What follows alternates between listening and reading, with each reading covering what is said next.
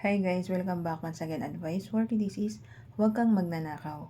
So ganito po yan eh. Ang isang taong panay isip na masama para sa kapwa-tao niya ay tsak na tsak ay wala pa talagang imposible sa kanya. Malalaglag na po talaga siya sa impyerno. Kasi yung mga taong itong nag-iisip na palagi masama para sa kapwa-tao niya, magnakaw, manakit, manrape, mga lunya, sumaksi ng di tama para sa kapwa-tao niya, kung anong mga masasamang gawa ang ginagawa niya na paulit-ulit ang ginagawa sa buhay at di siya nagbabago.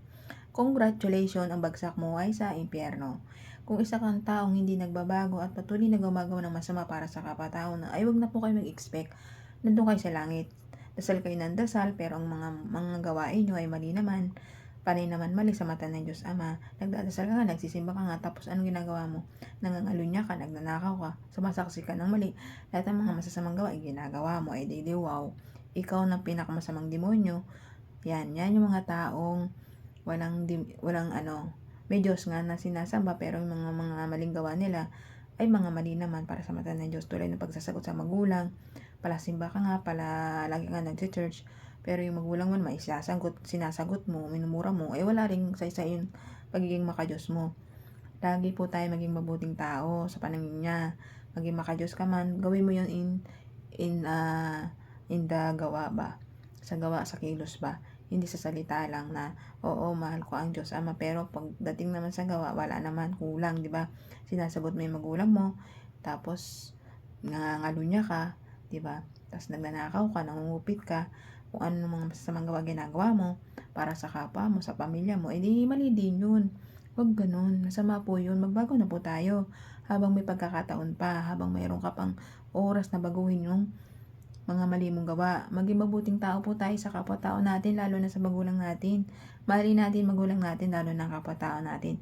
Sabi nga ng Diyos Ama, magmahalan tayo dito. Magmahalan, magbigayan, magtulungan, at magrespetuhan. Lalong-lalo na mahalin natin magulang natin.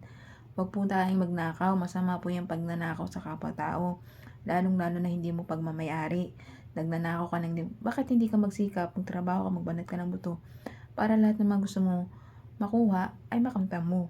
Mag-ipon ka, magsikap ka sa sariling bubuto, magtrabaho ka, parang gusto mong bilhin, makuha mo. Hindi kung manguha ka ng mga pagmamayari ng iba na hindi mo naman para sa'yo.